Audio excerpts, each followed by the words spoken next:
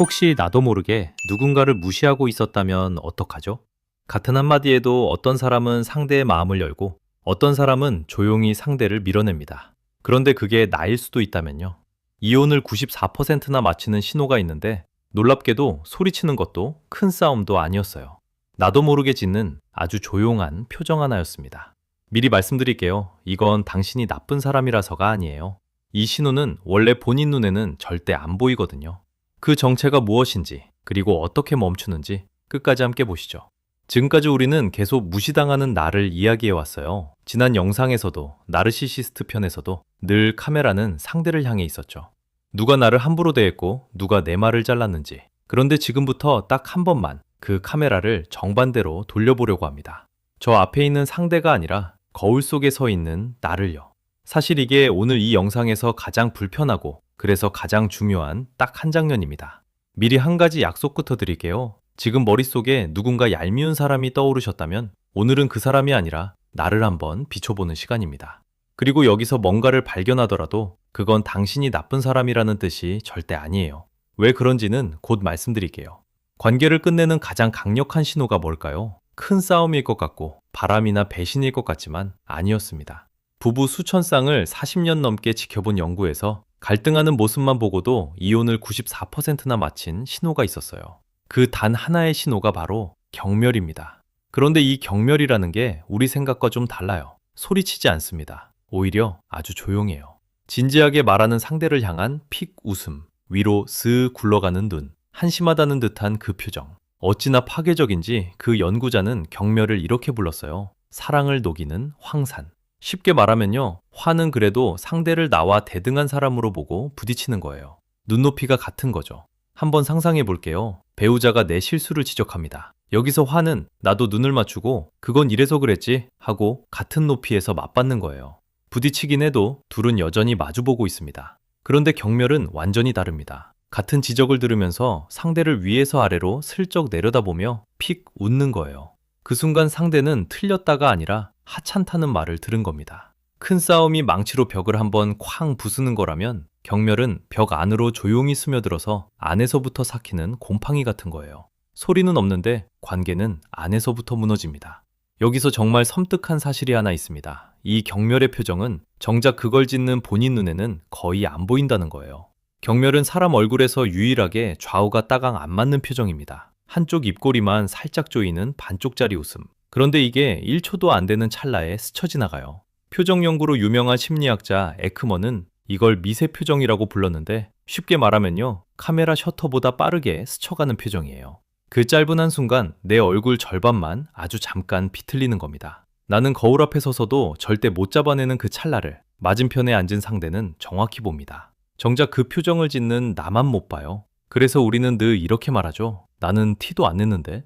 그게 착각일 수 있다는 겁니다. 티를 안 낸 게 아니라 그 신호가 원래 내 눈에는 안 보이게 설계돼 있었던 거예요.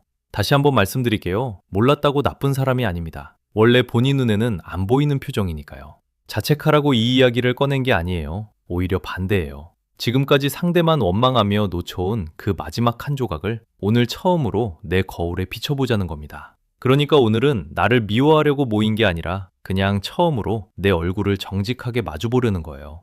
자, 경멸이 이렇게 조용하다는 건 이제 아셨어요? 그럼 그 조용한 신호가 구체적으로 어떤 모습인지 지금부터 하나씩 거울에 비춰볼게요. 그 첫 번째 얼굴은 뭘까요? 놀랍게도 눈동자 하나였습니다. 경멸이 조용하다는 건 이제 아셨어요? 그럼 그 조용한 신호는 대체 어떤 얼굴을 하고 있을까요? 놀랍게도 가장 흔한 얼굴은 거창한 게 아닙니다. 눈을 위로 슬쩍 굴리는 것, 코로 픽 웃는 것, 한쪽 입꼬리만 올라가는 반쪽 웃음, 그리고 쟤 또 저러네 하는 한심하다는 표정. 이게 경멸이 세상에 나올 때 가장 자주 쓰는 얼굴입니다. 그 중에서도 가장 강력한 게 눈 굴리기예요. 별거 아닌 것 같으시죠? 눈 한 번 굴린 게 뭐 그리 큰일이냐고요? 그런데 심리학에서 눈 굴리기는 그렇게 가벼운 신호가 아닙니다. 가까운 사이에서 이 행동은 거의 언제나 하나의 뜻으로 익혀요. 너는 지금 들을 가치가 없다. 신기하게도 받는 사람은 이 메시지를 단 한순간의 눈동자 움직임만으로 정확하게 알아챕니다. 쉽게 말하면요, 이건 말없이 문을 쾅 닫는 행동이에요. 상대가 진지하게 자기 이야기를 꺼내는데 그 순간 눈을 위로 굴리는 건 입으로 아무 말 안 해도 그만 좀 해 라고 문을 닫아버리는 것과 같습니다. 말은 그래도 반박할 수가 있어요. 그런데 이 표정은 반박할 틈조차 주지 않아요. 그래서 어떨 때는 100마디 말보다 이 눈동자 하나가 상대의 마음을 더 세게 밀어냅니다. 두 사람 사이에 있던 정서적 안전, 그러니까 이 사람 앞에서는 무슨 말을 해도 괜찮다는 그 느낌이 순식간에 무너지는 거예요. 여기엔 이유가 있습니다. 앞에서 화와 경멸이 다르다고 말씀드렸죠? 화는 상대를 나와 같은 눈높이에 두고 부딪히는 거예요. 그런데 눈 굴리기나 픽 웃음은 상대를 슬쩍 내려다보는 자세입니다. 나는 위, 너는 아래. 받는 사람은 그 높이 차이를 본능적으로 느껴요. 그게 사람을 가장 아프게 하는 지점입니다. 이 픽 웃음이라는 것도 참 묘해요. 한쪽 입꼬리만 살짝 올라가는 그 반쪽 웃음은 사실 다정한 미소와 딱 한 끗 차이입니다. 얼굴 근육이 아주 조금만 다르게 움직였을 뿐이에요. 그런데 받는 사람은 그 한 끗을 쥐신같이 합니다. 이게 나를 향한 따뜻한 웃음인지 나를 비웃는 웃음인지 설명은 못해도 몸이 먼저 알아채요. 더 흥미로운 사실이 하나 있습니다. 이런 격렬의 표정은 특정 나라, 특정 문화만의 것이 아니에요. 심리학자들이 세계 여러 문화권을 조사했더니 사람들은 같은 표정을 보고 하나같이 저건 경멸이다 라고 읽었습니다. 말이 안 통하는 곳에서도 이 얼굴 하나는 똑같이 통했던 거예요. 그만큼 이 신호는 인간에게 아주 깊이 새겨져 있는 언어입니다. 그런데 진짜 문제는 여기서부터예요. 이 눈 굴리기와 피웃음은 대부분 반사적으로 튀어나옵니다. 내가 지금부터 저 사람을 무시해야지 하고 마음먹고 짓는 게 아니에요. 지치고 답답한 순간에 몸이 알아서 먼저 반응해버리는 겁니다. 그래서 정작 그 표정을 지은 본인은 자기가 그랬다는 걸 기억조차 못해요. 내가 언제 그랬어? 이 말이 거짓말이 아니라 정말로 기억이 없을 수 있다는 뜻입니다. 그러니 여기서 잠깐 같이 멈춰볼게요.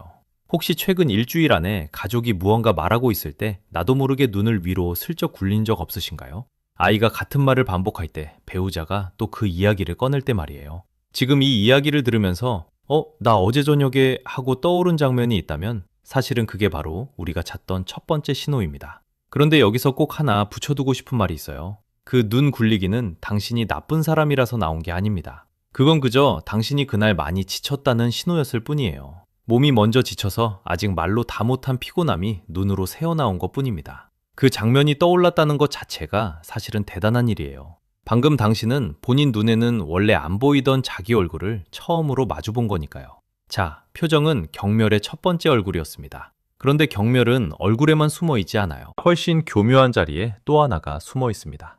바로 말투와 태도예요. 분명 다정하게 말했는데도 상대는 무시당했다고 느끼는 그 두 번째 신호를 이제 함께 들여다보겠습니다. 표정이 첫 번째 얼굴이었어요. 그런데 경멸은 얼굴에만 숨어 있지 않습니다. 훨씬 교묘하게 우리가 매일 쓰는 말투와 태도 속으로 스며들어요. 이런 장면 익숙하지 않으신가요? 상대가 진지하게 이야기하는데 말허리를 툭 자르는 것, 눈은 휴대폰에 둔 채로 하고 건성으로 대답하는 것, 그리고 상대가 힘들다고 털어놨을 때 그거 너무 예민한 거 아니야? 하고 가볍게 대받기도 하죠. 큰 소리도 욕설도 없었어요. 그런데 받는 사람의 마음에는 분명한 자국이 남습니다. 심리학에는 이걸 가리키는 말이 있어요. 마이크로 어그레션. 심리학자 데럴드 윙수가 정리한 개념인데요. 쉽게 말하면요. 내가 의도했든 안 했든 상대에게 너는 나보다 아래라는 느낌을 흘려보내는 아주 짧고 흔한 말과 행동입니다. 여기서 핵심은 의도했든 안 했든이에요. 대부분은 내가 나쁜 마음을 먹어서가 아니라 나도 모르는 마음 깊은 수풀간에서 무의식적으로 새어나옵니다. 그래서 이건 모기 같은 거예요. 모기 한 방은 아무것도 아니잖아요. 그런데 매일 같은 자리를 물리면 어느새 온몸이 붓고 가렵습니다. 미세한 무시가 딱 그래요. 한 번은 웃어 넘겨도 쌓이면 관계 전체가 부어오르는 거예요. 말을 자르는 습관은 생각보다 무겁습니다. 한 고전 관찰 연구를 보면 사람들이 나눈 대화에서 말이 끊기는 순간들이 우연히 흩어져 있지 않고 한쪽으로만 쏠려 있었어요. 그리고 이렇게 자기 말이 자주 잘리는 사람은 그 무리 안에서 실제로 지위가 낮은 사람으로 여겨지기 시작합니다. 무시가 또 다른 무시를 부르는 셈이죠. 예민한 거 아니야? 같은 말도 마찬가지입니다. 심리학 연구들은 이렇게 감정이 반복해서 무효로 처리되면 사람은 점점 자기 감정을 믿지 못하고 버텨낼 힘까지 잃는다고 말해요. 쉽게 말하면요, 내 감정의 볼륨을 상대가 자꾸 0으로 내려버리는 리모컨 같은 겁니다. 그리고 여기 관계의 온도를 가장 정직하게 보여주는 숫자가 하나 있어요. 우리는 하루에도 몇 번씩 상대에게 작은 신호를 보냅니다. 이것 좀 봐. 나 오늘 좀 힘들었어. 같은 연결 시도요. 오래가는 커플은 이 신호를 열의 9, 그러니까 86%나 받아줬어요. 반면 결국 헤어진 커플은 셋에 하나, 33%에 그쳤습니다. 쉽게 말하면요, 이건 노크예요. 상대가 문을 똑똑똑 두드리며 나 여기 있어 하고 신호를 보내는 겁니다. 그 노크에 몇 번 대답이 없으면 사람은 더 크게 두드리지 않아요. 어느 날 조용히 노크 소리 자체가 멈춰버립니다. 관계는 큰 사건 하나로 끝나는 게 아니라 무시당한 작은 노크가 쌓여서 식어가는 거예요. 혹시 어제 가족이 말을 거는데 휴대폰 화면을 보면서 건성으로 하고 넘기지 않으셨나요? 만약 떠오르는 장면이 있다면 자책하지 마세요. 그건 당신이 무정한 사람이라서가 아니라 그 순간 조금 지쳐 있었기 때문이에요. 여기서 더 놀라운 건 이 미세한 무시가 편애나 악의가 아니라 정말로 무의식에서 나온다는 사실입니다. 그래서 알아차리기만 하면 오늘부터 얼마든지 다르게 두드려줄 수 있어요. 표정도 봤고 말과 태도까지 봤습니다. 그런데 세 번째 신호는 놀랍게도 아무 말도 하지 않는 침묵이에요. 그리고 이건 마음을 넘어 몸에까지 흔적을 남깁니다. 이제 연구실 밖으로 나와서 어젯밤 당신의 저녁 식탁으로 함께 내려가 보겠습니다. 자, 이제 연구실에서 나와 어젯밤 당신의 식탁으로 가볼게요. 지금까지는 데이터와 실험실 이야기였습니다. 이제부터는 어제 저녁 당신의 집 이야기예요. 세 번째 신호는 표정도 말도 아닙니다. 바로 침묵이에요. 대화가 격해질 때 입을 꾹 다물고 못 들은 척 벽을 세우는 것. 심리학에서는 이걸 담쌓기라고 부릅니다. 여기서 억울하신 분들 계실 거예요. 나는 싸우기 싫어서 입 다문 건데 그게 왜 무시야? 맞습니다. 그런데 왜 하필 그 순간 입이 닫히는지 그 이유가 정말 놀랍습니다. 가트맨과 레벤스는 부부들을 실험실에 앉혀놓고 논쟁을 시키면서 심박수를 쟀어요. 그랬더니 심장이 분당 100번을 넘어서는 순간 몸에 이상한 일이 벌어졌습니다. 상대의 말을 듣고 공감하고 상대 입장에서 생각하는 뇌 부위가 통째로 꺼져버린 거예요. 쉽게 말하면요, 컴퓨터에 너무 많은 창을 띄우면 어느 순간 화면이 멈춰버리잖아요. 감정이 폭발 직전까지 차오르면 뇌도 딱 그렇게 먹통이 됩니다. 심리학에서는 이 상태를 홍수처럼 범람했다고 표현해요. 그러니까 그 순간 입을 닫은 건 당신이 상대를 벌주려던 게 아니에요. 오히려 더 폭발하지 않으려고 몸이 스스로 브레이크를 밟은 겁니다. 그런데 문제는 이 브레이크가 상대에게는 전혀 다르게 보인다는 거예요. 당신이 말을 멈추고 벽을 세우는 그 순간 맞은편에 앉은 사람은 눈앞에서 문이 철컹 닫히는 걸 봅니다. 안에서 당신은 진정하는 중이어도 밖에 남겨진 사람은 그냥 버림받는 거예요. 자기 존재가 통째로 지워지는 느낌. 그게 담쌓기의 진짜 얼굴입니다. 한 가지 더 말씀드릴게요. 이성 커플에서 이렇게 벽을 쌓고 방으로 들어가는 쪽, 열의 8 이상이 남성이었습니다. 남자의 심장이 스트레스에 더 빨리 뛰고 더 늦게 가라앉기 때문이에요. 그러니 왜 저 사람은 대화 중에 자꾸 도망가지 싶었다면 그건 회피가 아니라 몸의 반응이었을 수 있습니다. 자, 여기서부터가 정말 소름 돋습니다. 무시라는 게 그저 기분 상하는 문제일까요? 아니에요. 무시는 몸에 흔적을 남깁니다. 격려를 자주 받는 사람은요, 면역력이 실제로 떨어집니다. 그래서 감기나 독감 같은 병에 더 잘 걸려요. 마음이 무너지니까 몸의 방어벽까지 같이 무너지는 겁니다. 게다가 무시당하는 아픔은 비유가 아니에요. 2003년 아이젠버거와 리버먼, 윌리엄스 연구진이 뇌를 촬영해보니 사회적으로 소외될 때 켜지는 뇌 부위가 몸의 통증을 느낄 때 켜지는 부위와 똑같았습니다. 즉, 뇌는 마음의 상처를 뜨거운 냄비에 손을 댄 것과 같은 회로로 처리한다는 뜻이에요. 무시가 아프다는 건 진짜 아픈 거였습니다. 더 무서운 게 남았어요. 이 스트레스는 옆 사람에게 번집니다.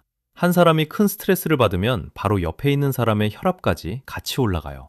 쉽게 말하면요, 한 사람이 뿜어낸 스트레스가 방 안 공기처럼 퍼져서 같은 공간에 있는 가족의 몸까지 조용히 갉아먹는 겁니다. 내 침묵이 나만의 문제로 끝나지 않는다는 뜻이에요. 이쯤에서 한번 떠올려 보세요. 대화가 격해질 때 그냥 입을 닫고 방으로 쑥 들어가 버린 적 혹시 있으셨나요? 있으셨다고 해서 자책하지는 마세요. 그건 당신이 나빠서가 아니라 그 순간 뇌가 잠깐 오프라인이 됐던 것 뿐이니까요. 다만 이것만은 기억해 주세요. 당신이 조용히 방문을 닫고 들어갔던 그날 밤, 식탁에 홀로 남은 사람은 어떤 표정이었을까요? 자, 이렇게 3가지 신호를 다 봤습니다. 표정, 말, 그리고 침묵까지.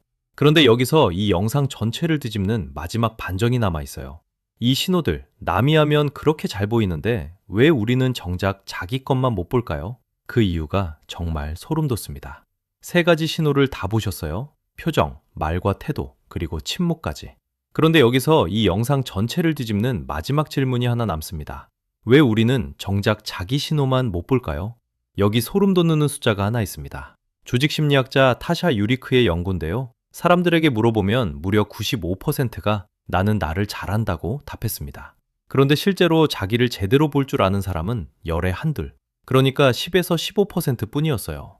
쉽게 말하면요, 10명 중 8, 9명은 자기가 어떤 얼굴을 하고 있는지 착각하며 산다는 겁니다.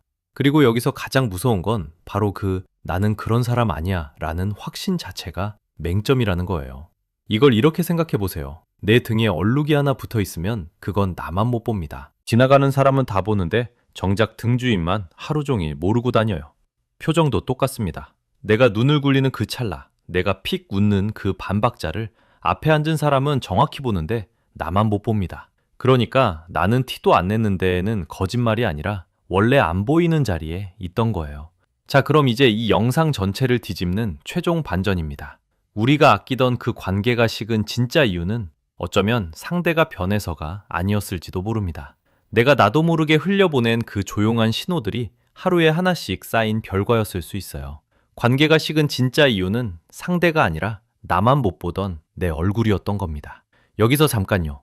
지금 마음이 철렁하셨다면 딱 한 가지만 붙잡아 주세요. 이건 자책하라는 이야기가 절대 아닙니다. 오히려 정반대예요. 스위치가 상대가 아니라 내 손에 있다는 건 사실 가장 다행스러운 소식이거든요. 상대를 바꾸는 건 내 힘 바뀌지만 내 표정은 내가 바꿀 수 있으니까요. 그러니 이건 무거운 죄가 아니라 오히려 희망입니다. 실제로 심리학은 이 희망에 근거를 대줍니다. 자기를 명확히 볼수록 더 나은 결정을 내리고 더 단단한 관계를 맺고 소통도 훨씬 잘하게 된다고 해요. 다시 말해, 알아채는 것, 그 자각 자체가 이미 교정의 출발점이라는 거예요. 그럼 무엇부터 하면 될까요? 안정적인 커플들을 보면 갈등하는 순간에도 부정적인 말 하나에 다정한 말을 5개씩 얻는다고 합니다. 이걸 5대1이라고 부르는데요. 관계는 통장이라고 생각하면 쉬워요. 다정한 말 한마디는 저금이고 무시한 번은 출금입니다. 그런데 여기서 가장 이자가 큰 건 싸우고 난 뒤에 아까는 내가 미안했어 하고 슬쩍 내미는 손이에요. 놀랍게도 이 손 내밀기, 그러니까 수리 시도가 성격이 잘 맞는지보다 관계가 오래 가는지를 더 정확히 예측했습니다. 그리고 좋은 소식이 하나 더 있어요. 이런 관계 습관은 타고나는 게 아니라 훈련으로 바뀝니다. 새 신발이 신을수록 발에 길이 드는 것처럼요. 그러니 당장 오늘 저녁 상대의 말에 눈을 굴리기 전에 딱 한 번만 멈춰보세요. 그 짧은 멈춤 한 번이 관계를 되돌리는 첫 동작입니다. 정리하면 이래요. 우리가 아끼던 사람을 밀어낸 건 무슨 큰 잘못이 아니라 나도 모르게 새어나간 아주 작은 투정들이었어요. 그리고 그 표정을 알아챈 오늘이 바로 관계를 되돌리는 첫날입니다. 당신이 지금껏 그 신호를 못 봤던 건 무심해서가 아니에요. 원래 아무도 자기 얼굴은 볼 수 없기 때문입니다. 그런데 이제 그 얼굴을 봤으니 당신은 이미 자기를 볼 줄 아는 열의 한둘 안에 들어온 거예요. 이런 심리 이야기가 마음에 닿으셨다면 구독과 좋아요로 응원해주세요. 다음 영상에서 또 만나요. 그런데 이렇게 알아챘는데도 유독 나에게만 이 신호를 멈추기 어렵게 만드는 관계가 있어요. 왜 어떤 관계에서는 자꾸 최악의 내가 튀어나오는지 다음 영상에서 다뤄보겠습니다. 반대로 아무리 다정하게 대해도 늘 나를 무시로 되갚는 사람도 있죠. 그런 사람과 어떻게 건강하게 선을 그을지도 이어서 이야기해 볼게요.